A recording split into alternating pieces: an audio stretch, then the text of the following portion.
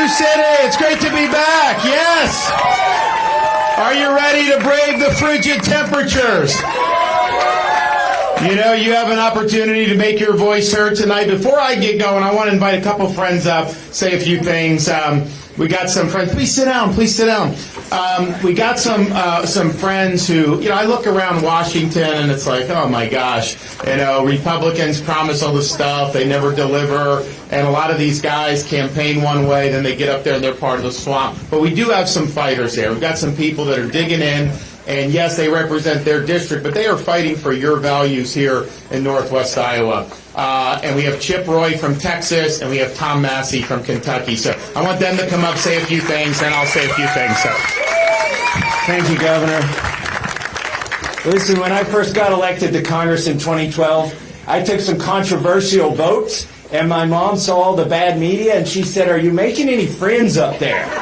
I said, "Mom, they're a bunch of bozos. I'm not making friends with these guys." But there was one exception in 2012 who got elected. He had two things I'm not seeing in most congressmen, and never together: a brain and, more importantly, common sense.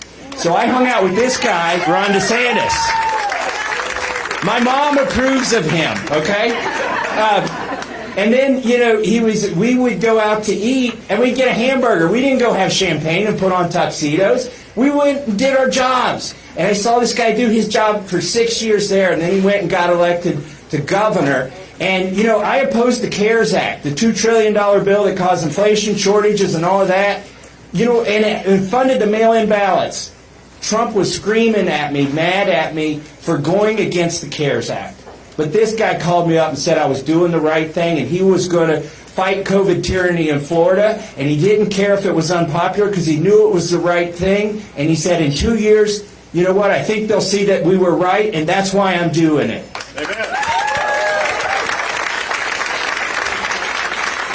Look, most of my colleagues, Chip Roy accepted, can't think past their next lunch meal, okay? He thinks 2 years ahead. That's why you need to back Governor Ron DeSantis for president. Here you go, Chip.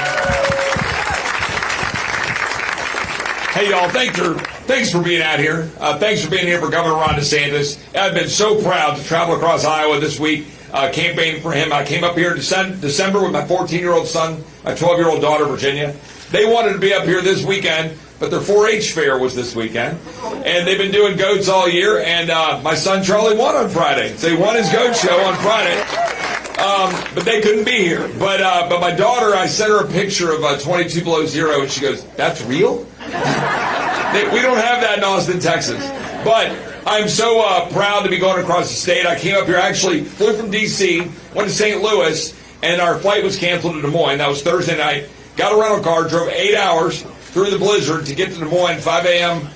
In the morning, and then campaigned all day Friday, all day Saturday, drove across the state. There's no one else that I would do this for. I believe in Ron DeSantis.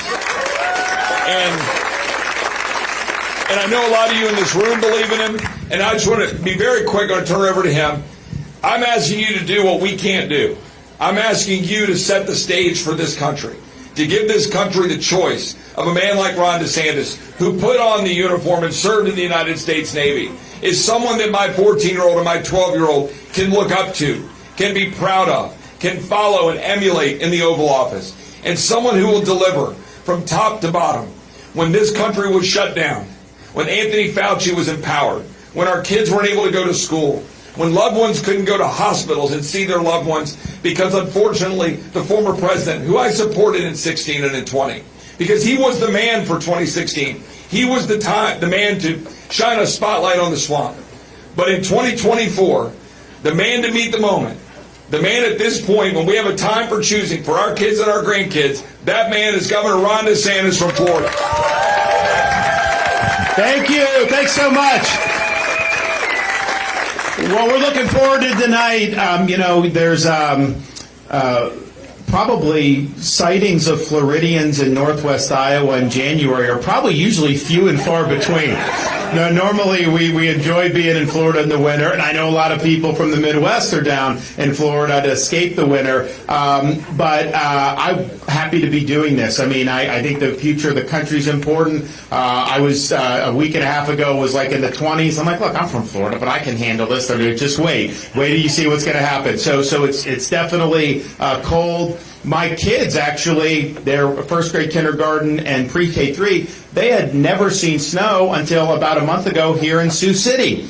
And we got in late at night, we woke up, and we're in the hotel room, and it's like 5 in the morning because, it'd be 6 Eastern, and they're jumping around, Mommy, Daddy, look, and they saw it on the ground, so they're out there throwing snowballs, whatever, and they had fun. That was kind of just a light dusting, though, to be honest, and it really wasn't that cold out. And so at the time, they were saying, they like the snow better than Florida and the beaches and things like that. And I was like, all right. And so now this time around, with the blizzard and anything, we asked the kids, hey, do you guys like the snow better, or do you like Florida better? And they're like, oh, it's too cold up here. We want to be like where we're from. So it's good. But I'll tell you, we've got people that have come from all over the country to they buy a plane ticket, they pay for a rental car, they pay for a hotel, all on their own dime, to come to Iowa in the middle of January, in the middle of a really serious winter event, just so they can make phone calls for our campaign. They're going door to door to people's homes in the midst of this, saying, we want you. And some of it are people that have watched me in Florida and have stories. Some of it are people from other states that said, when this country was going through dark days during COVID, when there seemed to be no hope, we looked to Governor DeSantis in Florida to give us hope, to show leadership and to show a way forward. So they feel motivated to come from Washington State and Texas and California and all these different places. I'm here. I have people who have served in our administration. I have people that currently serve in our administration on their own dime, coming, talking to Iowans and telling them the stories about why they do. You don't have other candidates where people are willing to do that for. The former president, how many people that served in his administration are even willing to publicly support him, much less come in negative temperatures to go door to door? Not a lot.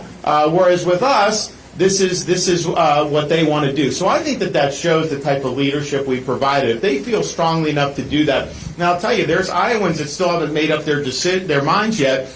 And when someone comes from Miami and shows up on your doorstep in mid-January saying, I feel so strongly about supporting the governor that I'm here on my own dime, that does have an impact because people see that. So we have an opportunity tonight to really chart a new course forward for this country, because the media and the pundits, they would like nothing more than to have them get to determine who the nominees are for each party. That's what they want. They think you're an inconvenience. They don't even want to have to go through this. So you have an opportunity to go in there, and I hope you try to bring as many people as you can between now and tonight to come along. You're never going to have an opportunity to have your voice pack more of a punch than it is tonight. There was 186,000 people that voted in this in 2016. Most people think it's going to be less, and maybe significantly less. Part of it was trending that way anyways, but then with the weather, you are going to have some people that just decide they don't want to do. So if you go and you're able to bring a couple more people with you tonight, you're never going to have an opportunity to have such an influence as you will tonight. So we represent, I think the difference is in terms of these campaigns, Trump is running for his issues. Haley's just doing what the donors want. I'm running on your issues and your family's issues, and solely to turn this country around. That's the only thing we're doing. And it's just the way I conceive of leadership. I'm a servant of the people. I'm not a ruler over the people. You entrust me to serve as President of the United States. That's important, but I'm not any better than anybody. I just happen to be discharging a certain constitutional function. The only ruler is God. God's the ruler over us, not people here. So we will serve you, and I think it's important to have that humility in a leader. The other thing I can say is I'm willing to put your interests before my own interests. There are times when leaders are tested, when the rubber meets the road, when your back's against the wall and you have to make a decision. Are you going to do what's right for the people that elected you, if it's going to cause you political peril and personal attacks, or are you going to try to protect your own hide?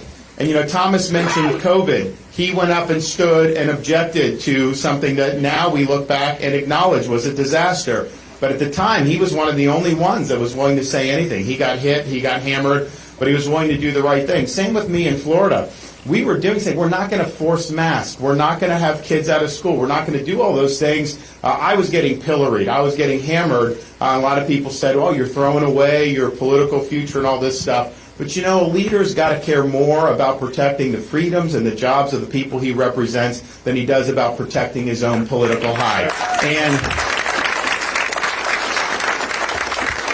And if it means that, there's going to be fallout for doing the right thing for the people, then so be it. But you can't govern with your finger in the wind. You can't worry about polls. You can't worry about what the media is going to say. You got to have that compass set to true north, and you got to make sure you're pursuing what's right. So that's what you can expect from me. And, if you're willing to go out there in this temperature and dedicate a few hours of your life to doing the Iowa caucus, and you're supporting me, I'm going to be fighting for you for the next 8 years, and we're going to turn this country around. Now's the time to do it. The way I look at it is I'm concerned about my kids and what their future is. And yes, we need a president who can serve 2 terms, not just a lame duck president. But it's really beyond just that. I go in and serve 8 years and do what we need to do. That's going to have a lasting impact that's going to last a quarter century. And if we do anything less than that, it's not going to be enough to reverse the decline of this country. I have no interest in simply managing the decline a little bit better than the Democrats. I want to reverse it, and I want to make sure that we put this country on a different path. And that's the promise that I'll make to you. So tonight I think is going to be exciting. I've never seen so much energy than what we've seen over the last few days. It's one thing to do an event and get a big crowd, but when you're doing that when it's -5 degrees or -10 degrees and people are willing to go out and do that, that's saying something. That's meaningful. We've worked really hard in this state. We've done it the right way. We've gone to all 99 counties. We've shown up. We've answered questions. I participate in all the debates. I mean, imagine not debating. What does that say? So we've done all that. Because that's the right way to do it. And I have no doubt that that's going to be very helpful for us tonight when people go to caucus. So I appreciate your support.